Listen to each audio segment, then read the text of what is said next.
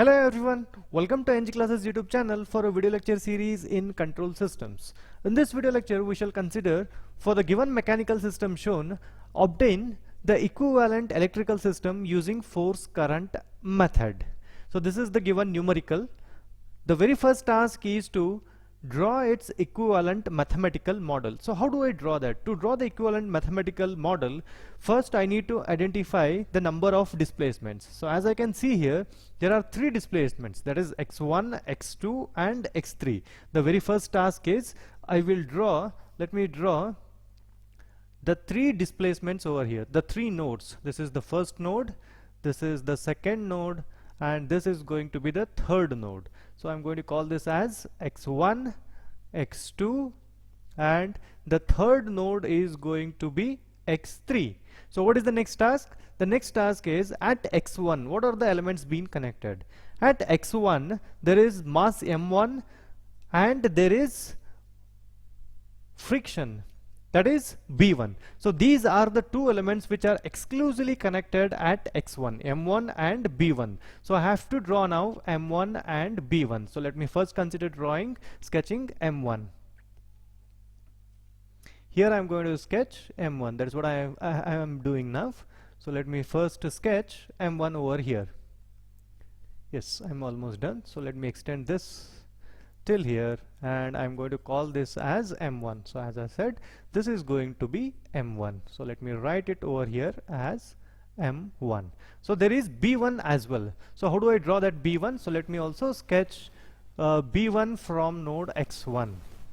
So here I'm going to sketch B1 as well.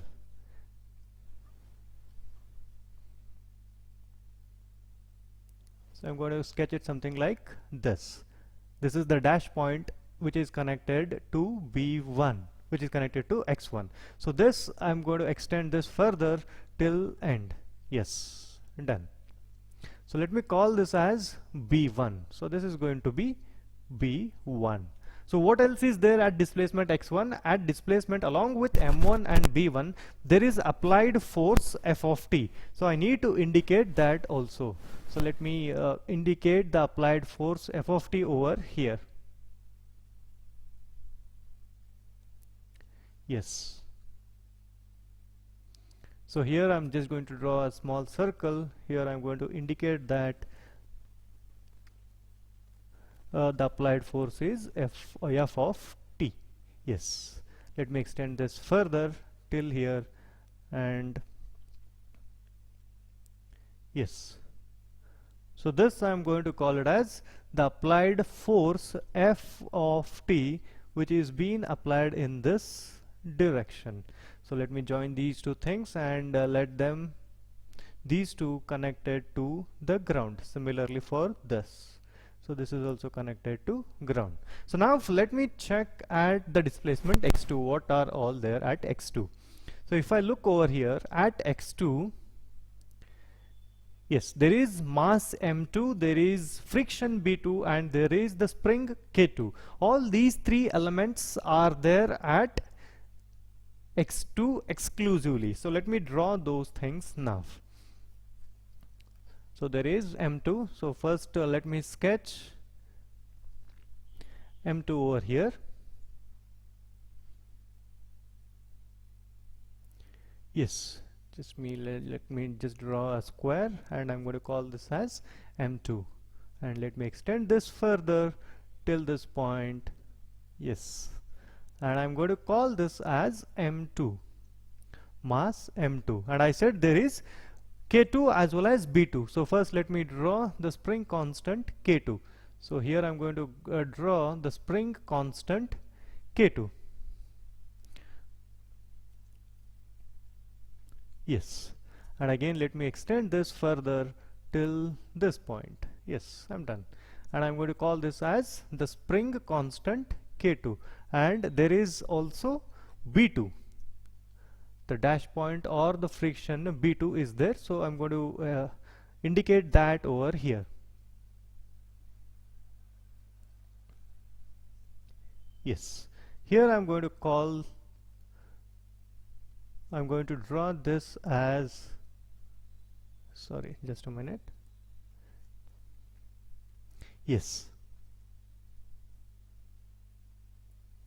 I'm going to call this as B2. So these are the three elements which are exclusively there at the displacement x2. So what I do next, I'm going to join all these three and I'm going to connect them to the ground. So that is what I'm doing now. Yes. So these are connected to the ground. Yes. The question is, what are there between x1 and x2? So if I look here, between x1 and between x2, there is the spring constant k1. So I need to indicate that between x1 and x2, there is the spring constant that I need to draw here. I need to draw over here. Yes, this is what is there at between x1 and x2. So this I call it as the spring constant k1. So now similarly, let me check what is there at x3. If I check at x3, there is nothing exclusively connected at x3. Between x2 and x3, there is spring constant k3, and between x1 and x2, there is the friction B3 that I need to draw. First, let me draw between x2 and x3. There is spring constant k3. So that I need to indicate over here. Between x2 and x3, here I am going to sketch the spring constant k3. Yes. This I am going to call it as the spring constant k3. Is that right? Yes. And what is there between x1 and x3? Between x1 and x3, there is the friction B3. So that I am going to sketch between x1 and x3 something like this.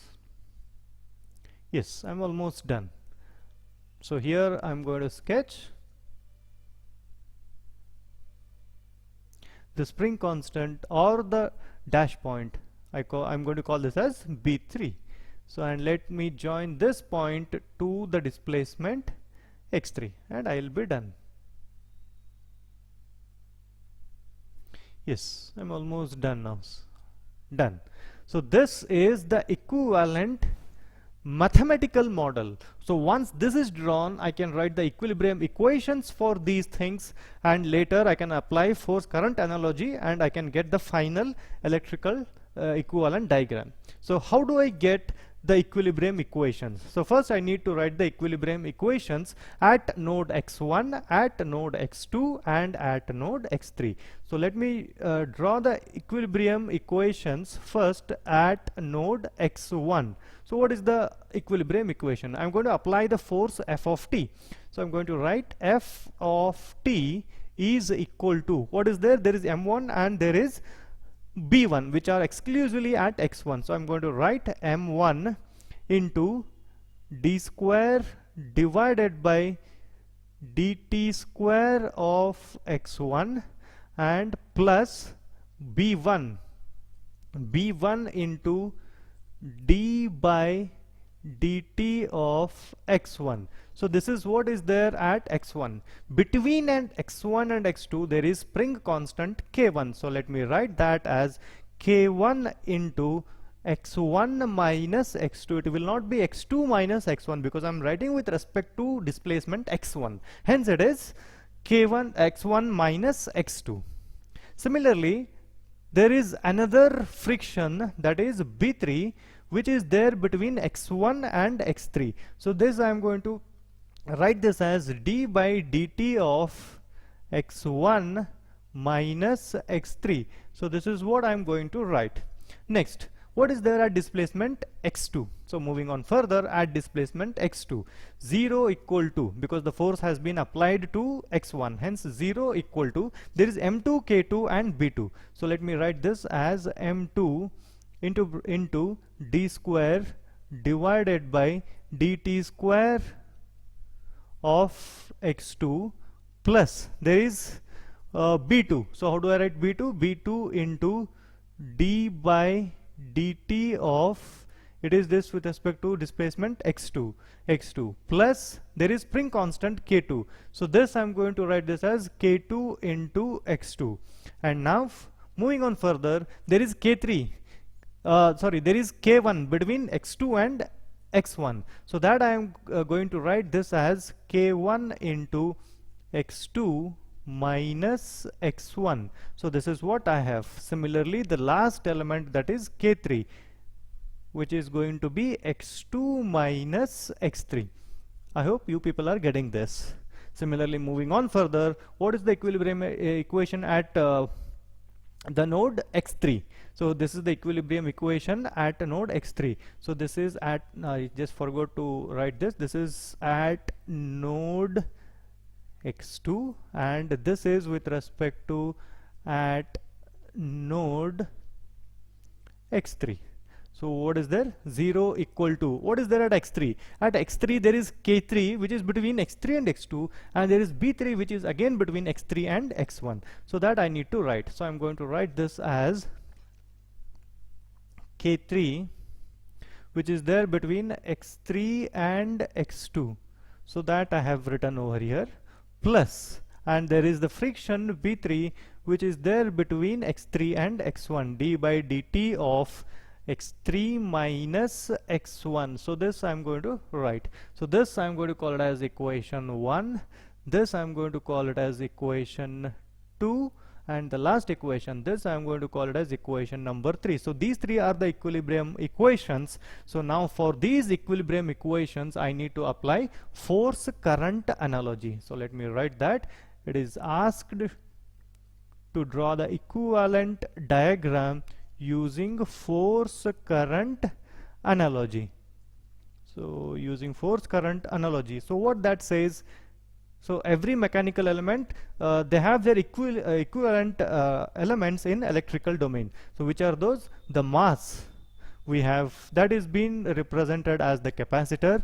There is a friction B, that is being represented as 1 divided by the resistance, and there is also K, the spring constant, which is being represented as 1 divided by the inductance L, and dx by dt, the displacement, rate of change of displacement, is nothing but the voltage V, and then comma, if I want to find the x from that, I need to integrate this, which is V of dt. Similarly, if I want to find d square x divided by dt square, so that is equal to dv divided by dt.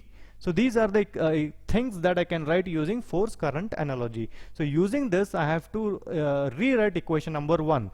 F of t, its analogy is I of t, its equivalent term in electrical domain using force current analogy is I of t. I of t is equal to, what is m1? m1 is nothing but c1. Then I have d square x1 divided by dt square, which is dv1 by dt. So let me write the same thing, dv1 divided by dt. So I got that, plus similarly there is b1, its equivalent term is 1 divided by r1, and then dx1 divided by dt, which is equal to v1, correct, plus there is k1, its equivalent is 1 divided by L1, x1 minus x2, which is integral of v1 minus v2 into dt, correct, plus then there is b3 equivalent is 1 divided by r3. So let me write that as 1 divided by r3, d by dt of x1 minus x2, which is going to be x1 minus x3, which are going to be v1 minus v3. So this is the equivalent equation using force current analogy of equation 1. So now again consider equation 2. With respect to equation 2, I need to write the equations, rearranged equations. m2 equivalent is c2, d square x divided by dt square, which is dv2 divided by dt, correct, plus then I have b2 equivalent is 1 divided by r2. So let me write that. Then I have dx2 divided by dt, which is equal to v2. I hope you people are following it. k2 into x2, k2 is 1 divided by L2.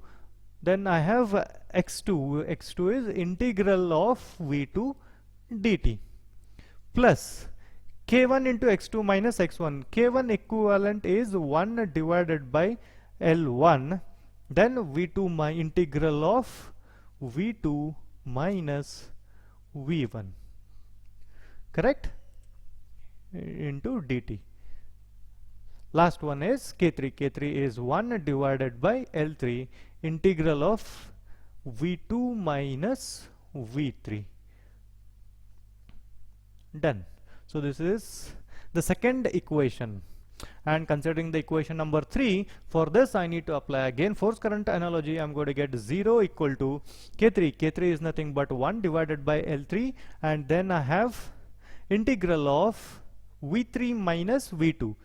V3 minus V2 into bracket dt.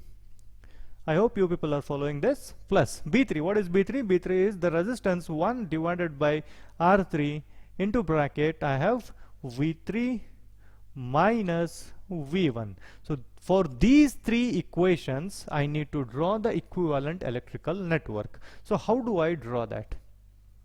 Yes, I'm almost done now. So again I need to draw the three nodes. So let me just draw the three nodes. This is the first node, second node, third node. This time I'm going to call these as V1, V2 and V3. Done? Yes, what is there at V1? At V1 there is C1 and there is 1 by R1. So let me indicate those things first. At V1, yes, at V1 I have, so let me sketch this. Yes, I said there is the capacitance I need to sketch. So let me sketch that capacitance over here. Yes, I'm done. So let me extend this further. Yes, and there is also the resistance R1. So that I need to sketch at V1. So this I'm going to call it as there is a resistance. So let me indicate that resistance over here. Yes, let me extend this, and in between I am going to draw a resistance element, correct? And ultimately I'm going to join these two things. I'm going to connect that to the ground. So this task has been done. So this is connected to ground. So here I have the capacitor C1 and the resistance R1, but it is been said 1 by R1. There is nothing like 1 by R1. I would call it as R1 into bracket. I will write as 1 divided by B1. So this is what I'm going to do. What is there at V2? So if I check at V2, at the second equation, there is C2, R2 and L2, which are precisely there, exclusively there at V2 alone. So here I am going to sketch those three elements. So first is C2. So let me sketch a capacitor over here first. Yes, this I am going to call this as the capacitor C2. So yes, I'm almost done. So this I am going to call this as the capacitor C2, and at V2 there is resistance as well. That I'm going to call, I'm going to draw it over here. Yes, and let me extend this till this point, and in between I am going to sketch the resistance, that is R2. Yes, I'm done. So this is R2, but if I look, it is 1 by R2. What I'm going to do, this is R2, but into bracket I'm going to call it as 1 divided by B2. So this is the method that I follow. So ultimately I'm left with the third element, that is the inductor. So here I'm going to draw that the last one, the inductor element. Yes, I'm almost done over here. So let me extend this thing. And here I am going to draw the inductor element.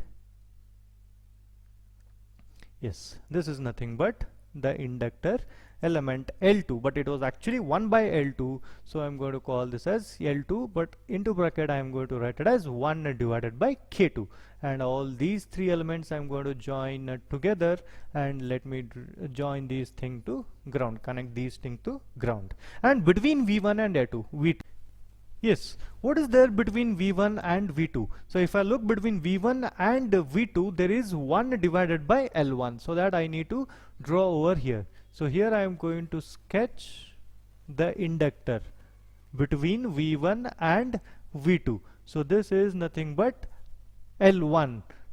L1 into bracket I am going to write this as 1 divided by K1.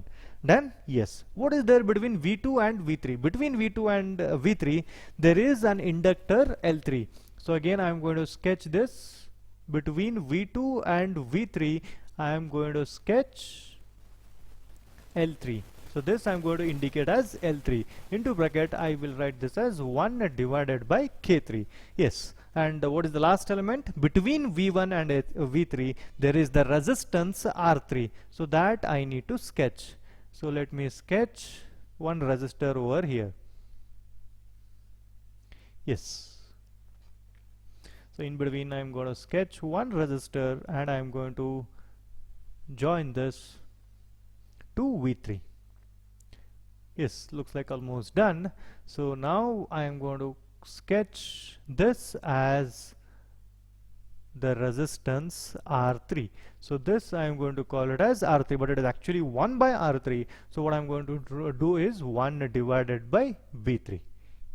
Yes, this is the final electrical equivalent diagram for the given mechanical system using force current analogy. So this numerical I have explained it step by step. I hope you people have understood. If there are still any doubts, please let me know them onto the comment section, and I'm happy to answer those doubts. Thank you so much for watching.